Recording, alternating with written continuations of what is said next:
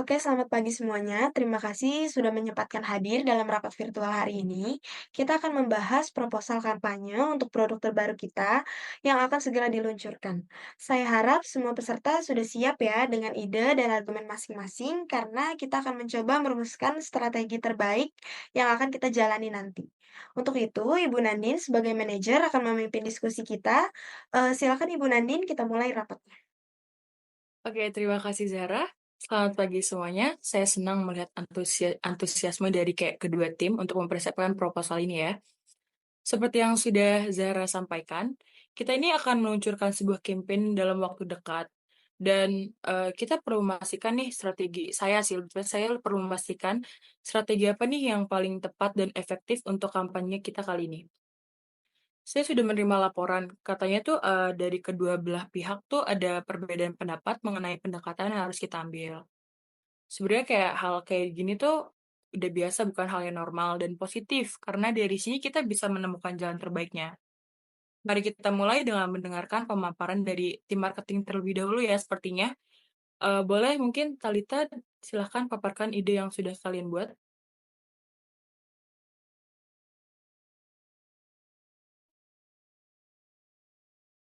Baik, terima kasih Bu Nandin. Kami di tim marketing merasa bahwa pendekatan berbasis data akan lebih efektif. Kami ingin fokus pada digital ads yang menargetkan konsumen berdasarkan analisis perilaku mereka. Dengan begitu, kita bisa menjangkau audiens yang tepat dengan pesan yang lebih spesifik. Selain itu, kami berencana untuk memperluas penggunaan platform media sosial yang populer dan bekerja sama dengan influencer yang memiliki pengaruh kuat di segmen pasar kita. Kami juga akan memanfaatkan data untuk memahami kapan waktu yang paling tepat untuk menjalankan kampanye dan bagaimana kita bisa menyesuaikan konten agar lebih relevan bagi konsumen. Mungkin Oh, oke. bisa ditambahkan dari divisi marketing. Oke, saya izin menambahkan lagi ya Ibu Nandin. Nah, betul sekali apa yang tadi sudah disebutkan oleh Ibu Talita. Menurut data yang telah tim marketing kumpulkan nih, sebagian besar konsumen di sekitar kita tuh di masa sekarang lebih tertarik untuk mencari informasi atau mungkin mendapatkan informasi melalui sosial media. Nah, menurut data yang telah tim marketing riset juga nih, sebanyak 191 juta total pengguna sosial media atau sebanyak 73,7% dari populasi. Dan 167 juta pengguna aktif media sosial atau sebanyak 64,3 dari populasi. Oleh karena itu nih, tim marketing tuh sangat-sangat tertarik untuk menggunakan sosial media sebagai media pemasaran dari proyek yang akan kita jalankan ini nih. Karena apalagi ditambah jika pemasaran itu menggunakan media sosial seperti YouTube, Instagram, ataupun TikTok.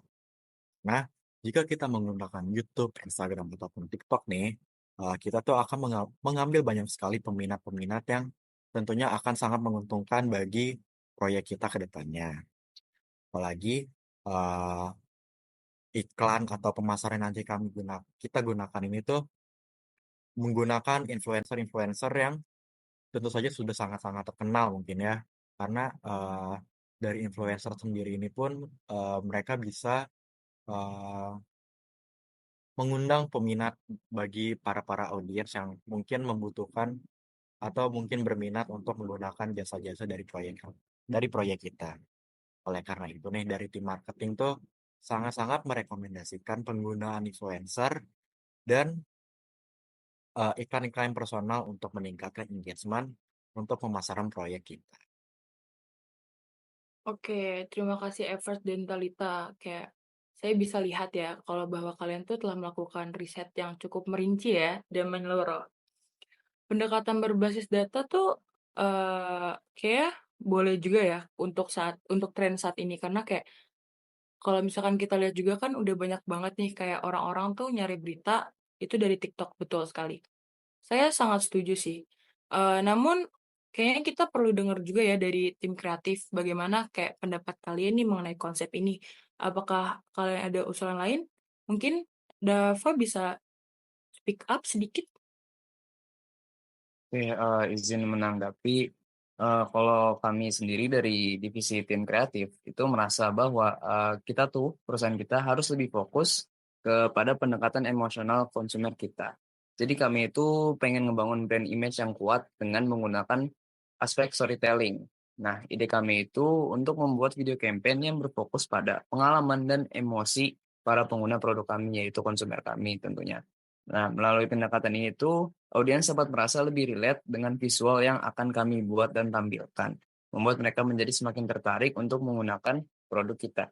Nah, riset yang telah kami laksanakan juga menunjukkan bahwa konsumen itu bakal lebih mudah mengingat sebuah produk jika produk tersebut merepresentasikan diri mereka melalui apa yang perusahaan kami itu tawarkan.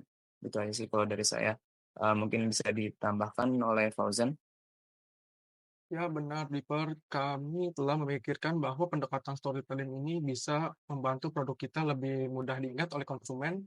Orang cenderung lebih mengingat cerita daripada hanya sekedar iklan bahasa yang berbicara tentang fitur atau harga.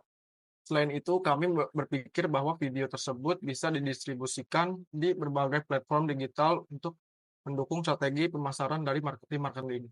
Dengan narasi yang kuat, kita bisa menciptakan ikatan emosional yang akan membuat konsumen lebih loyal terhadap brand kita. Kami sudah mempersiapkan menyampaikan pesan yang konsisten namun relevan bagi setiap kelompok dan target-target kita. Terima kasih.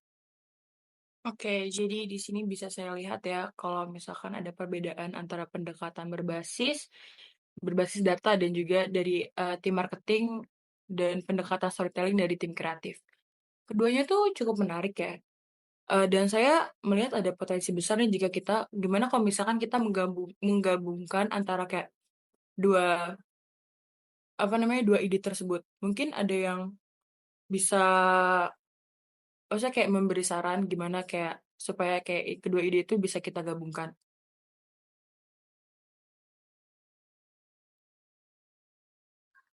Mungkin kita bisa tetap menggunakan data untuk menentukan target audiens sih, Bu. Dan platform distribusi, tapi video yang dibuat tim kreatif bisa menjadi konten utama yang kita tampilkan. Mungkin yang lain mau Mungkin menambahkan. dari tim kreatif ada yang bisa menambahkan? Saya dari tim marketing menambahkan sedikit dulu, Ibu. Oke, boleh silakan. Ever? Oke, saya juga sangat setuju nih tadi ide dari Ibu Dalita. Apalagi kalau misalkan distribusi dari video-video yang mungkin nanti dibuat oleh tim kreatif tuh lebih dibuat ibaratnya lebih konsisten lah agar lebih banyak lagi menarik peminat-peminat dari proyek-proyek yang akan kita jalankan ke depannya. Dari saya sih segitu. Oke, terima kasih Ever. Mungkin ada tambahan dari tim kreatif? Izin menjawab, kalau dari tim kreatif sendiri setuju, sangat setuju. Karena video campaign ini tuh bisa tetap ditekankan pada aspek storytelling, tapi kita juga bisa menambahkan dan menyesuaikan elemen visual yang kami sampaikan agar lebih sesuai dengan segmen audiens yang didapat dari hasil riset tim marketing. Oke, ide bagus ya. Saya pikir kalau misalkan kita menggabungkan kedua pendekatan ini, tim marketing mungkin bisa ya kayak memberikan mengenai data audiens dari platform, dan sementara tim kreatif mungkin akan bekerja pada konten video yang lebih emosional. Kita bisa melakukannya, kita mungkin untuk kedepannya kita bakal melakukan evaluasi berlanjut ya, setiap minggu untuk melihat gimana nih perkembangan dari kayak ide-ide yang sudah kalian paparkan tadi. Apakah kalian semua setuju? Tim kreatif setuju. Setuju, Bu. Setuju, Bu.